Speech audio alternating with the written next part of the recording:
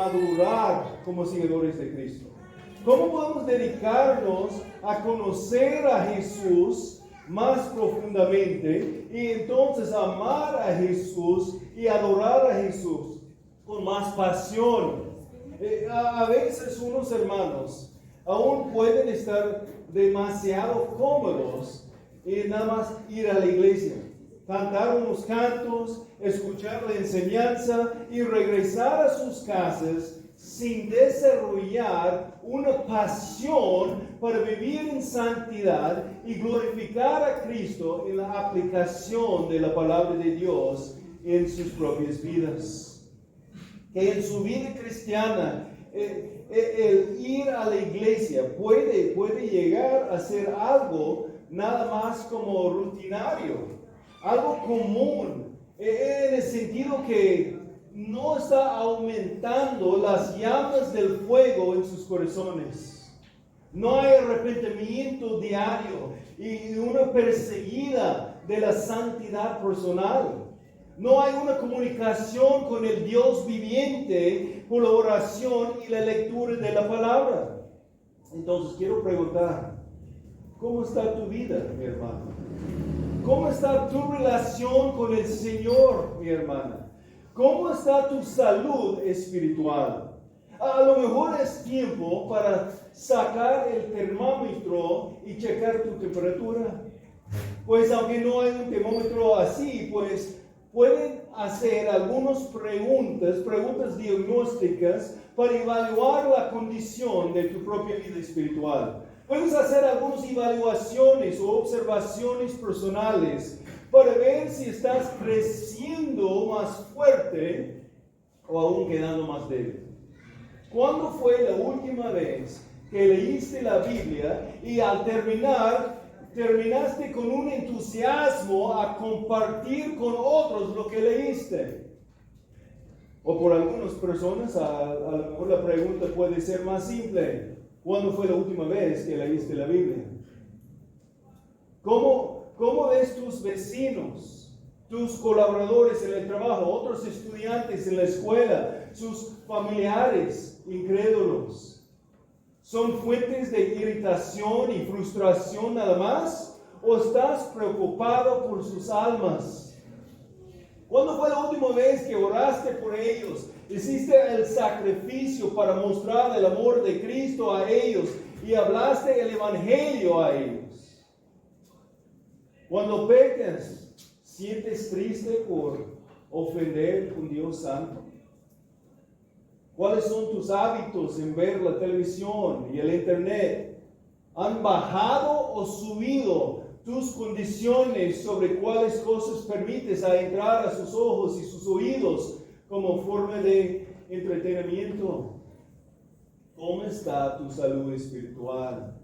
Ninguno de nosotros somos perfectos. Todos tenemos lugares en donde fallamos y necesitamos mejorar.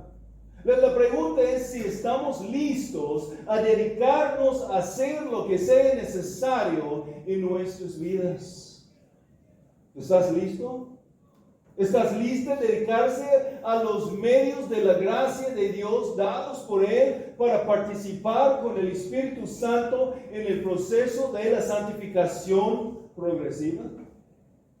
¿Están listos a ejercitar las disciplinas espirituales para no solamente madurar en Cristo, sino también aún disfrutar a Cristo y gozar en Cristo, no solamente en este año de 2024, pero ahora y más adelante hasta que Cristo venga?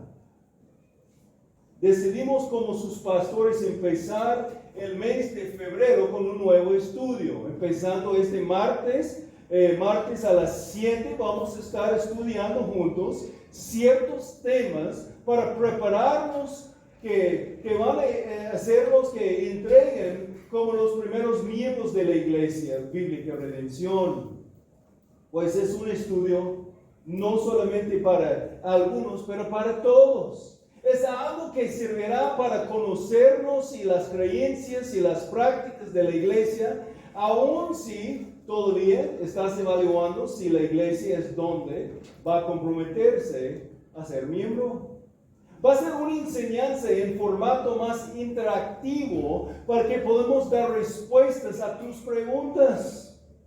En algún sentido similar a lo que practicamos cuando tenemos los discipulados entre las casas, con todos, para prepararnos por los próximos pasos como la nueva iglesia. Estamos entonces invitando, aún exhortando la participación de todos los que pueden involucrarse, y con el fin de asegurar que estamos caminando bien y jalando en la misma dirección los unos a los otros. También estoy animado a empezar una nueva serie expositiva de una carta del Nuevo Testamento, conocido como la Carta de Santiago. Yo quedé entre Santiago y Filipenses, estaba orando entre cuál carta de predicar primeramente, pero como Santiago es una carta extremadamente aplicable con un enfoque pastoral en apoyar a los hermanos, vivir diariamente la vida cristiana, puede ser considerado aún como un libro de discipulado. Un libro del discipulado no solamente para los nuevos creyentes, pero aún para todos los que tienen aún muchos años caminando en la fe cristiana.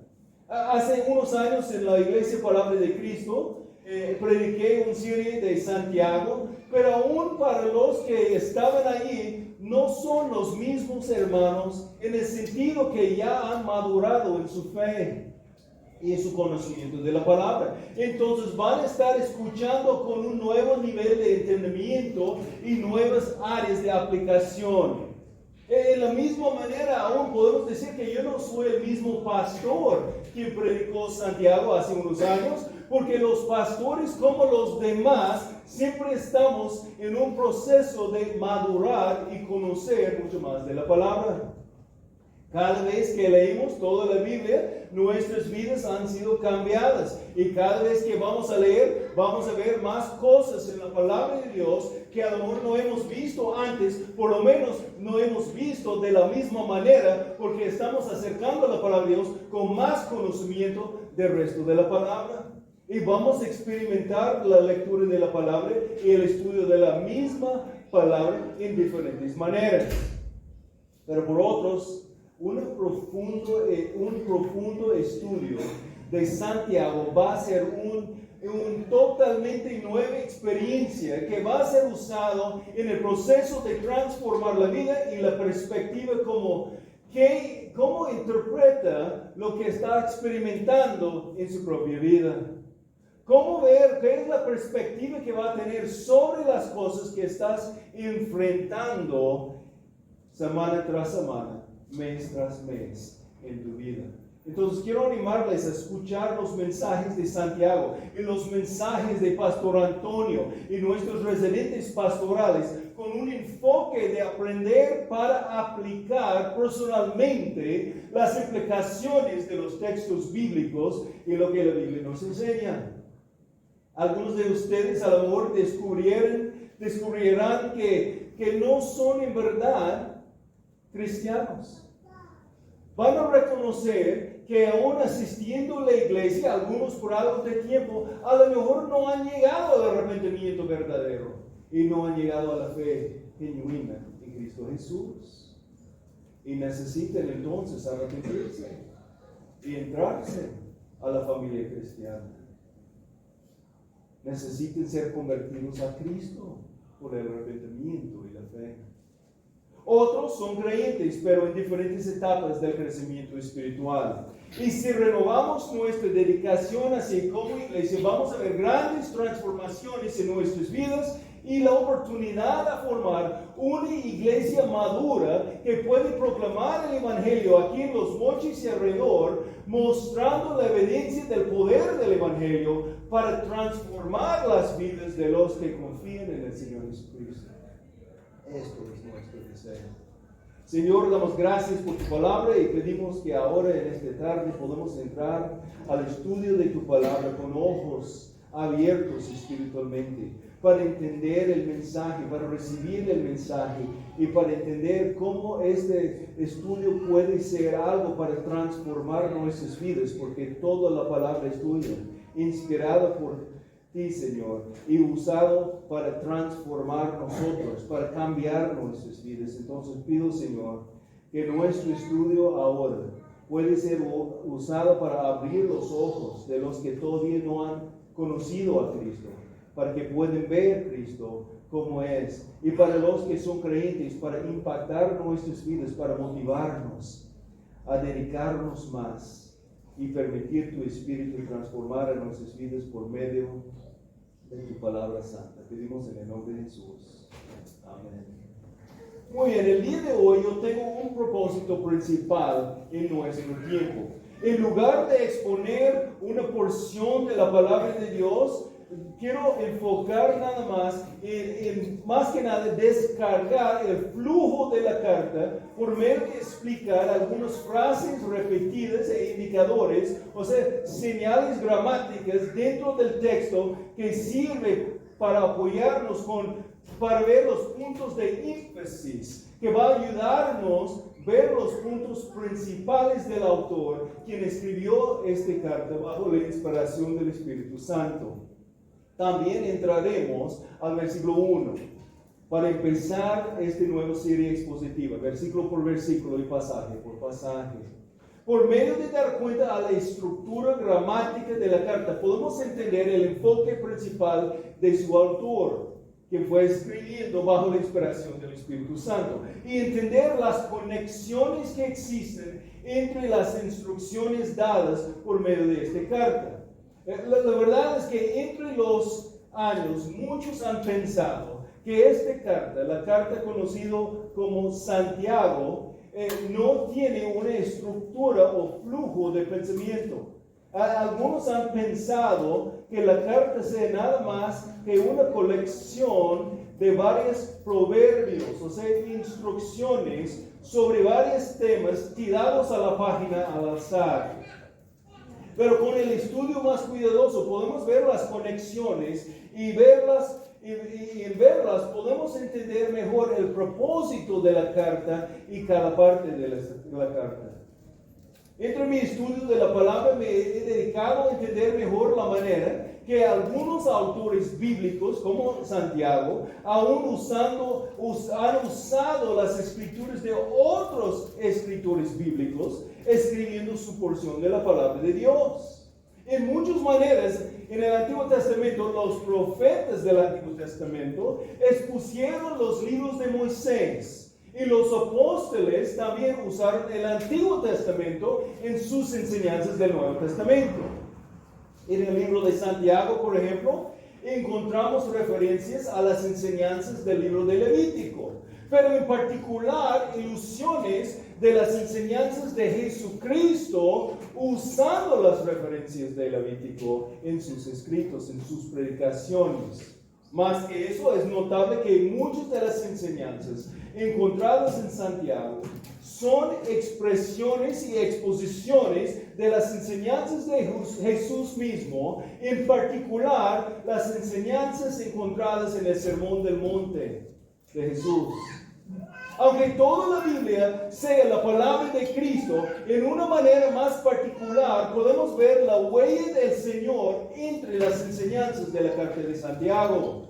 Y creo que con el entendimiento de todo eso va a ayudarnos a interpretar correctamente la carta de Santiago y entonces sacar de allí sus enseñanzas de tal manera que podemos poner en práctica en nuestras vidas, lo que va a apoyarnos más, reflejar la gloria de Dios en nuestras vidas y disfrutar su presencia con nosotros día tras día, viviendo con todas sus bendiciones.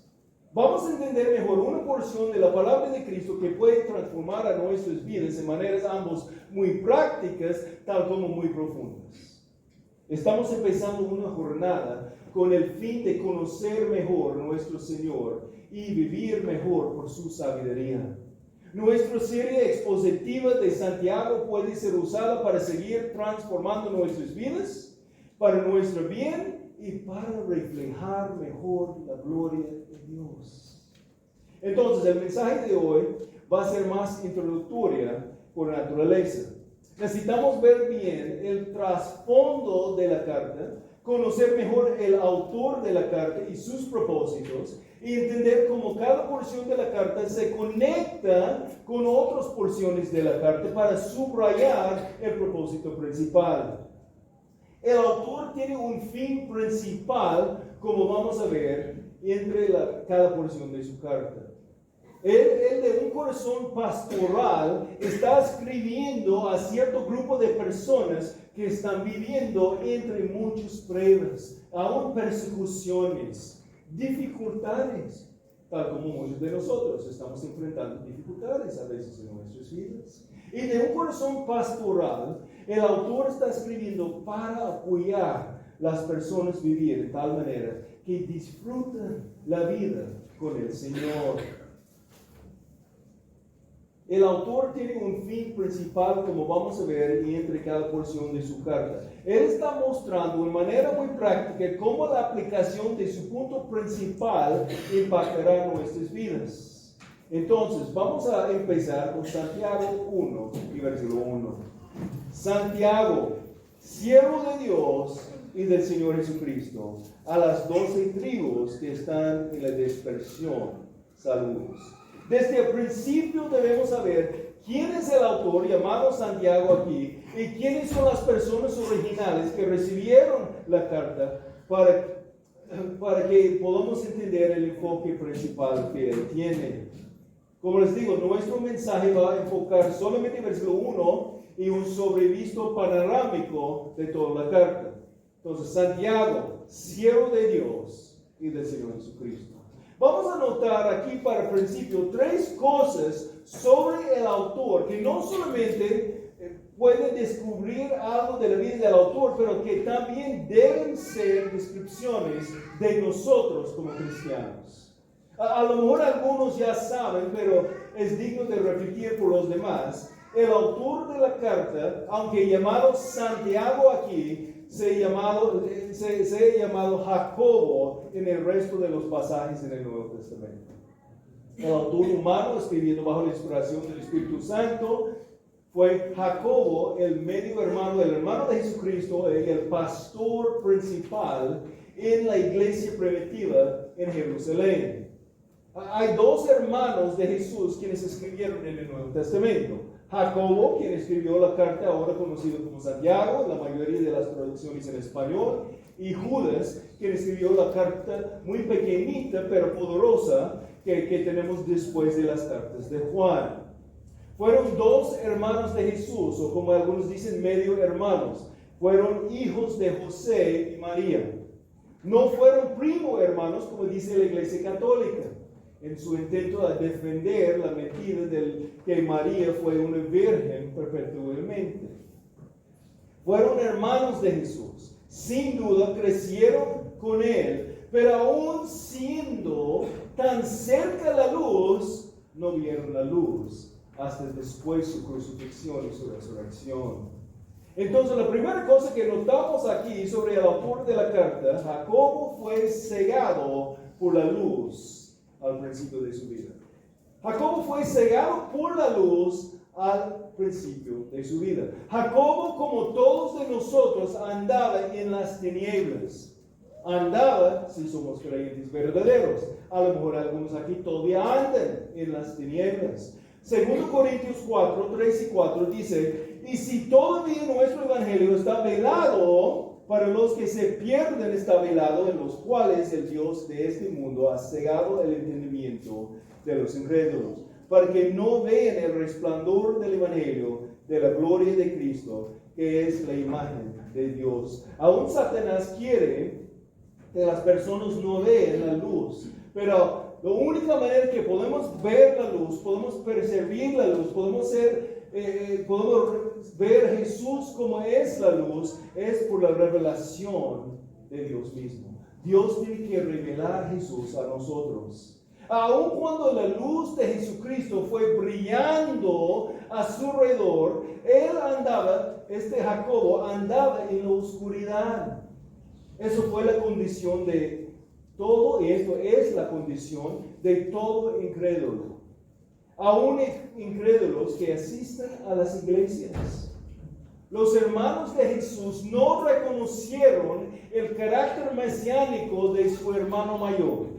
Los hermanos menores de Jesús compartieron su madre, pero no su padre. No tenía una relación verdadera con el Padre Celestial. Cuando el ministerio de Jesús empezó en Galilea, sus parientes respondieron con incredulidad, pensando que él volvió loco. Miren lo que dice Marcos 3:21. Cuando sus parientes oyeron esto, fueron para hacerse cargo de él, porque decían, está fuera de sí. ¿Ya está loco? Marcos capítulo 6, versículo 3. Dice, ¿no es este el carpintero, el hijo de María y el hermano de Jacobo, el conocido aquí como Santiago, José, Judas y Simón? ¿No están sus hermanas aquí con nosotros? Y se escandalizaban a causa de él.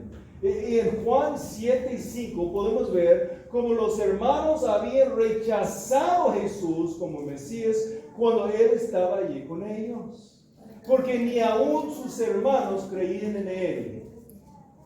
Escuchen lo que dice Lucas 8:19-21. Entonces la madre y los hermanos de Jesús llegaron a donde él estaba, pero no podían acercarse a él debido al gentío. Tu madre y tus hermanos estaban por fuera, te quieren ver, le avisaron. Pero él les respondió, mi madre y mis hermanos son estos que oyen la palabra de Dios y la hacen.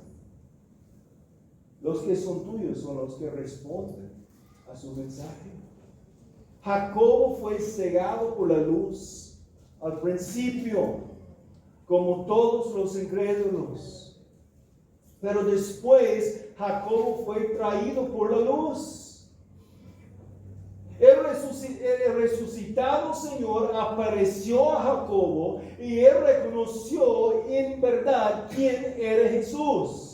Jacobo fue traído por la luz. 1 Corintios 15, versículo 17. Después se apareció a Jacobo, Santiago, luego a todos los apóstoles. En Hechos 1:14 encontramos María y los hermanos de Jesús orando con los creyentes. Hechos 1:14 dice, todos estos estaban unánimes, entregados de continuo a la oración, junto con las mujeres y con María, la madre de Jesús, y con sus hermanos. Sé notable cómo al introducir su carta, Jacobo, conocido por nosotros como Santiago, humildemente se introdujo a sí mismo, no como el hermano de Jesucristo, sino como el siervo del Señor Jesucristo, tal como fue la forma común de los profetas del Antiguo Testamento. Jacobo fue cegado por la luz al principio, pero después Jacobo fue traído por la luz. Pero solamente recibiendo la salvación no fue el fin para Jacobo, ni debe ser el fin para nosotros. La tercera cosa que notamos sobre el autor aquí de la carta es que Jacobo testificó de la luz. Jacobo testificó de la luz. Aunque no creyó inicialmente, Jacobo arrepintió y rápidamente se volvió a ser un líder clave en la iglesia de Jerusalén. Jacobo testificó de la luz. Él fue llamado una de las columnas de esa iglesia junto con Pedro y Juan en Gálatas 2:9.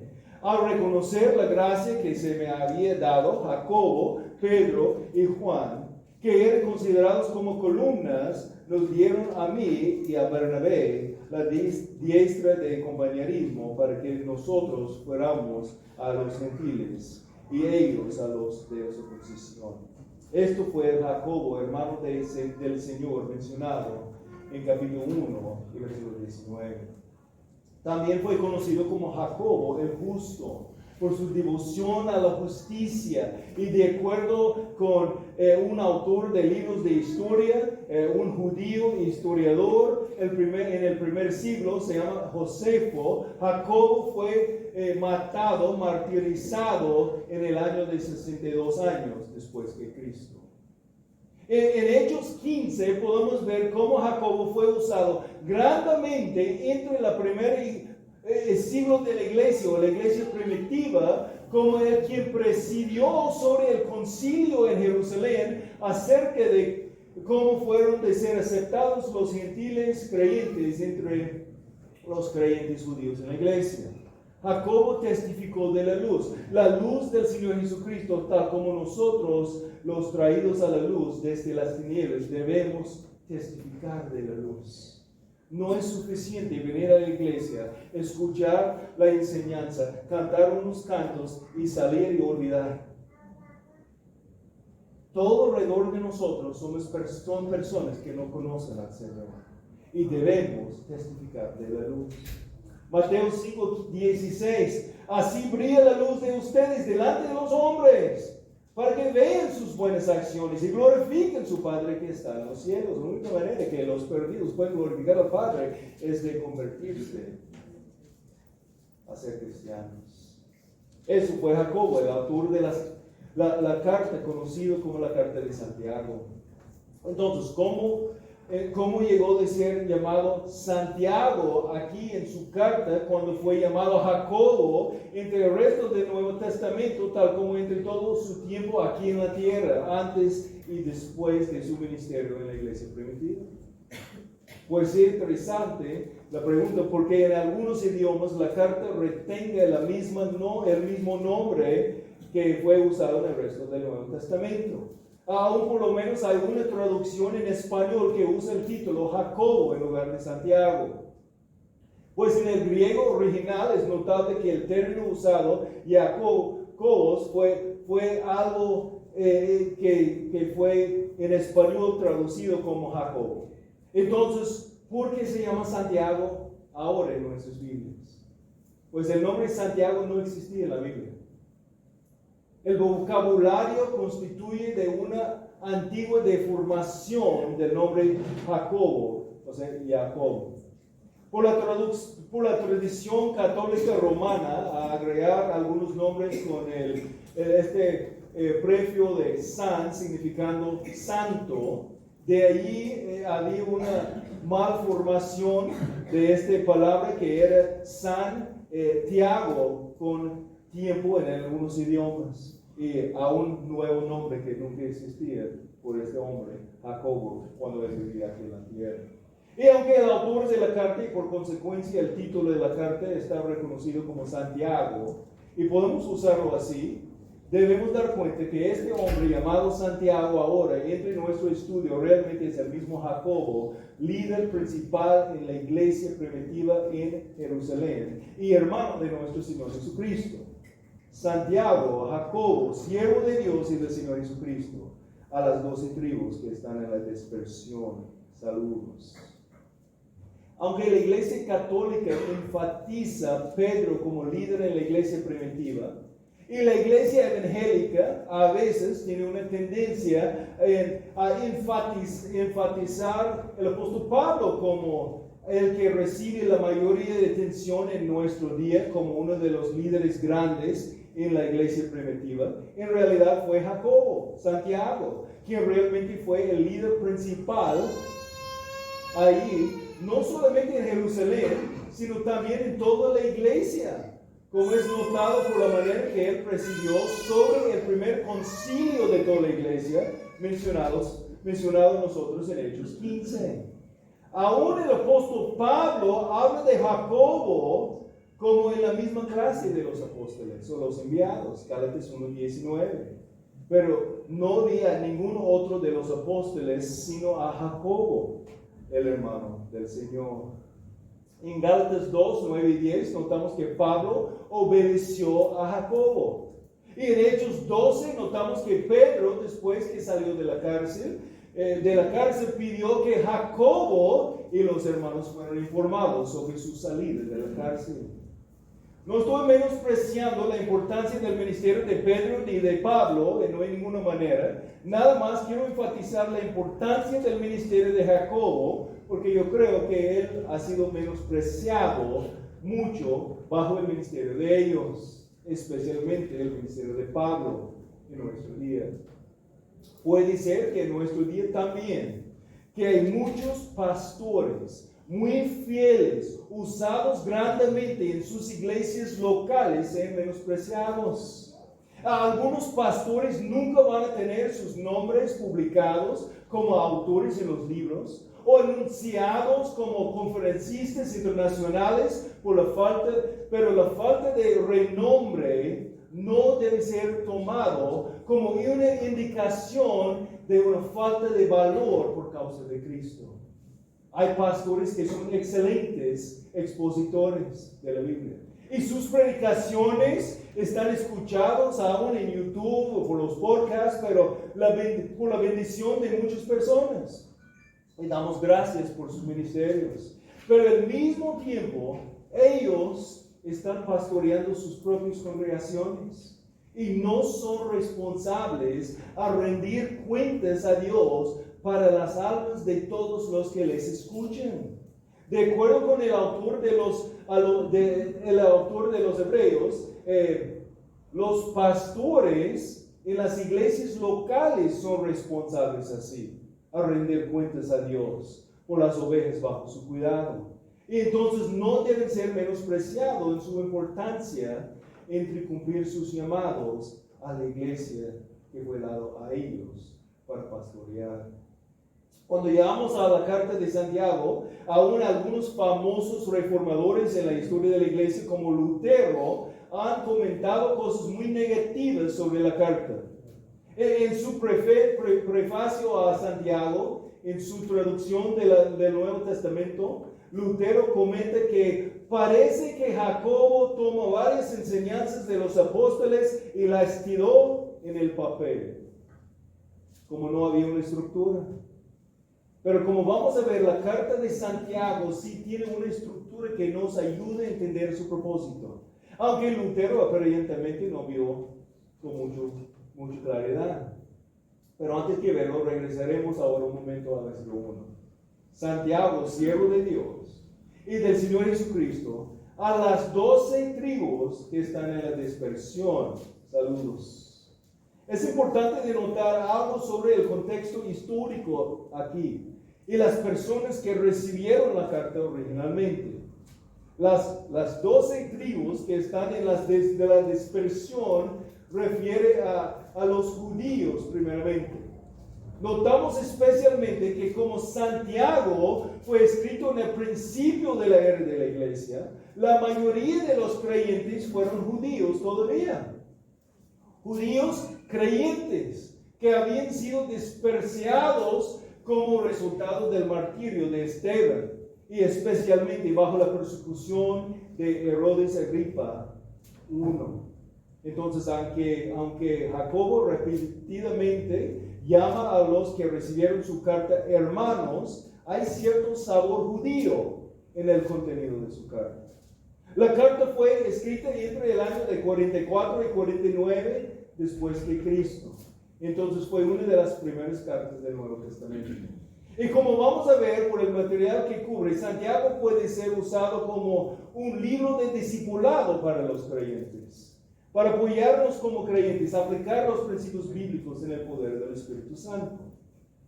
Se trata con muchos temas importantes, con instrucción muy práctica para los nuevos en Cristo, tal como por los que tienen años en la fe.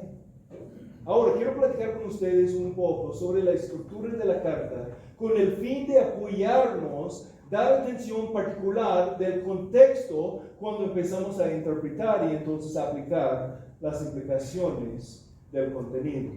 Recuerden que el propósito principal del mensaje de hoy es conocer bien las bases con que vamos a sobreedificar entre los mensajes que siguen.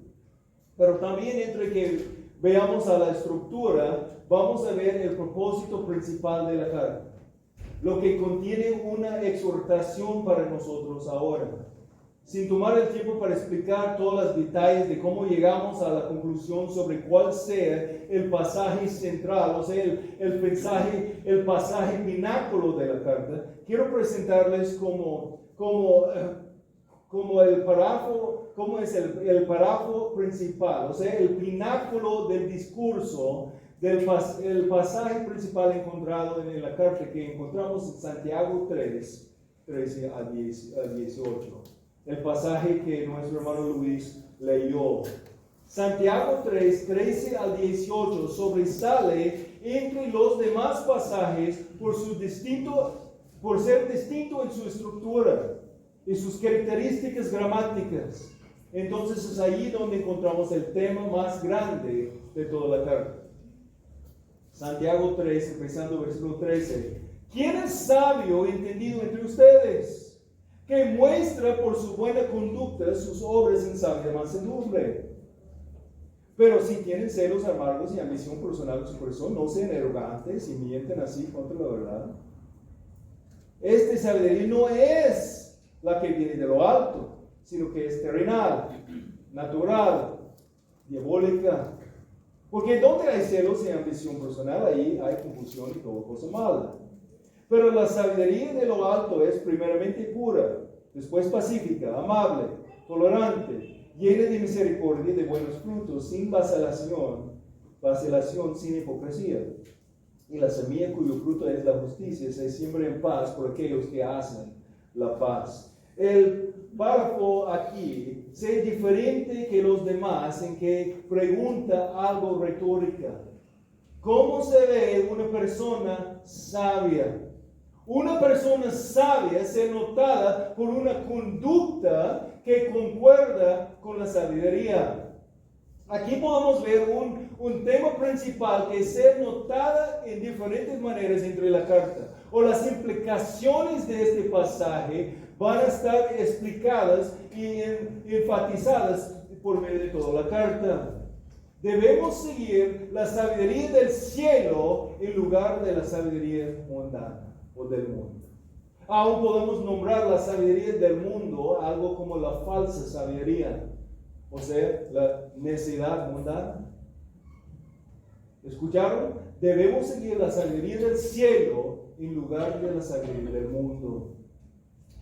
Como muchos de los proverbios y la literatura de sabiduría hebrea, hay dos maneras de vivir. Tienes que escoger entre dos distintos tipos de sabiduría: de la arriba y la de abajo. La sabiduría divina y la sabiduría diabólica. No puedes tenerla en ambas maneras. Entre toda la carta encontramos instrucciones muy prácticas sobre cómo vivir por la sabiduría divina del cielo, contrastada con los que viven por la sabiduría diabólica del mundo, o sea, la necedad mundana. Son opuestos polares. Si falta sabiduría, pídela de Dios. Capítulo 1, versículo 5. No puedes vivir con dudas y por fe como el hombre de doble ánimo, 1:7, quien sea inestable en todos sus caminos. Jacobo denuncia el ser de doble ánimo, de doble pensamiento, literalmente de doble alma. En capítulo 4, versículo 8 leemos: acérquense a Dios y Él se acercará a ustedes. Limpien sus manos, pecadores, y ustedes de doble ánimo, que dudan, purifiquen sus corazones. Para Jacobo, el purificar del corazón se de tener un solo voluntad, o sea, un solo propósito. Y eso es consistente con su tema de ser completo. Santiago 1:4. Y que la paciencia tenga su perfecto resultado para que sean perfectos y completos sin que nada les falte. No estaba diciendo de ser perfecto en el sentido de ser sin pecado, sino de ser completo, de ser lleno, sin falta. La mente es ser maduro en Cristo. Ser maduro es un propósito singular.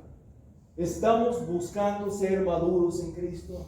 ser santificados, ser como Cristo. Entre la carta podemos ver cómo Jacobo predica del corazón pastoral a los hermanos con un fin, apoyarles vivir en sabiduría divina, tratando con la aplicación de su punto principal entre muchas diferentes áreas de la vida. La estructura, o sea, la organización de su mensaje es notado por la manera directa a dirigirse sus comentarios a un grupo y más que nada al grupo llamado los hermanos. Junto con un imperativo y un interrogativo gramático, podemos ver cada vez que él enfoque en una nueva implicación de su punto principal, él usa esta frase.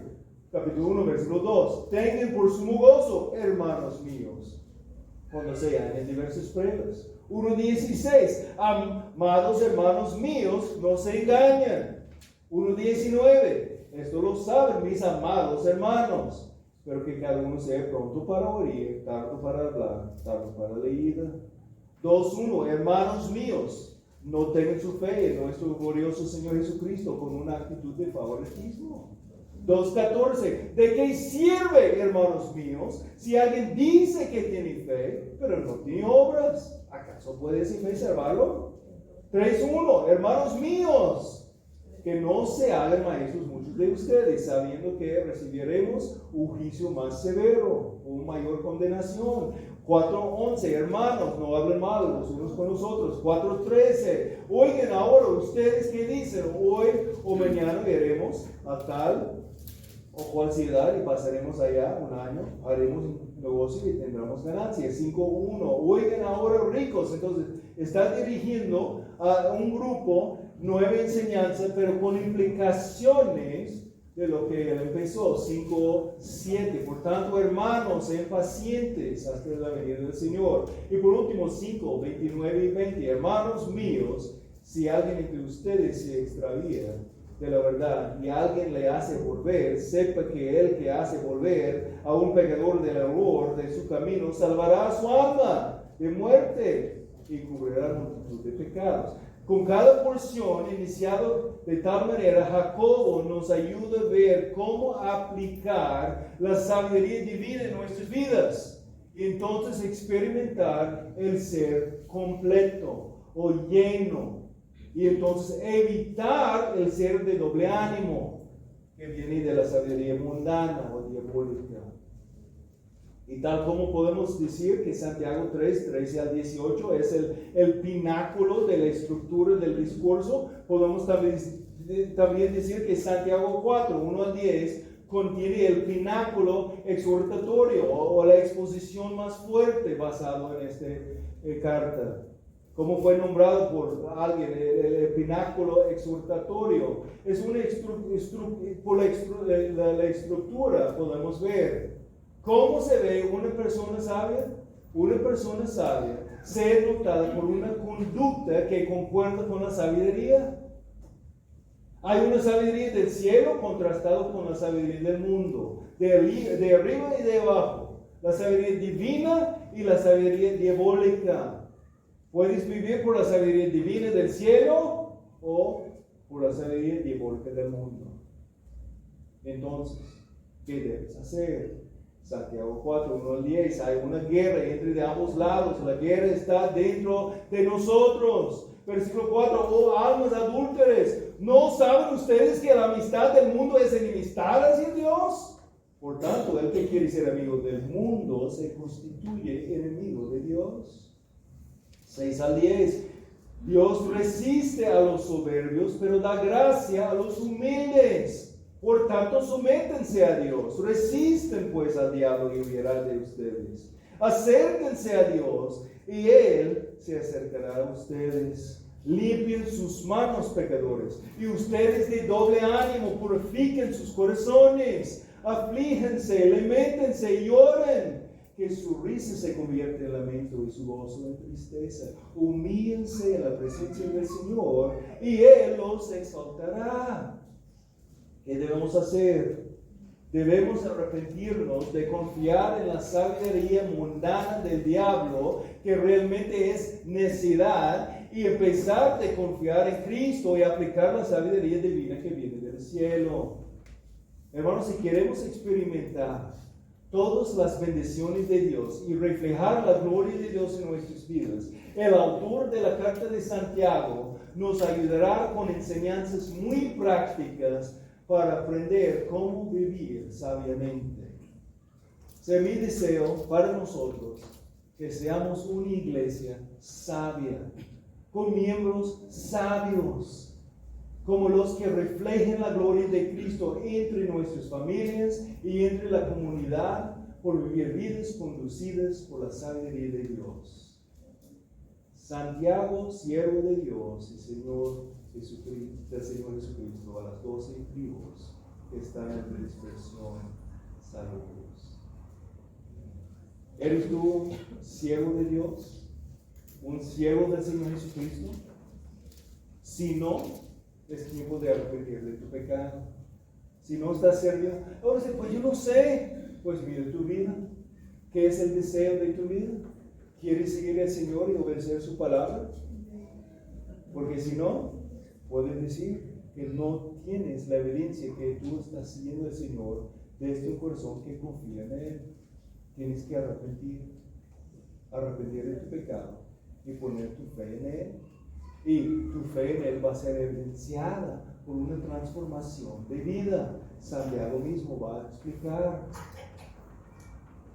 Si me dices que tú eres un siervo de Dios y del Señor Jesucristo, ¿cómo está tu salud espiritual? Hermanos, ¿están listos para comprometerse, a dedicarse a Cristo y su palabra, para que puedan experimentar el gozo del Señor en tu servicio a Él? Humíllense en la presencia del Señor y Él los exaltará.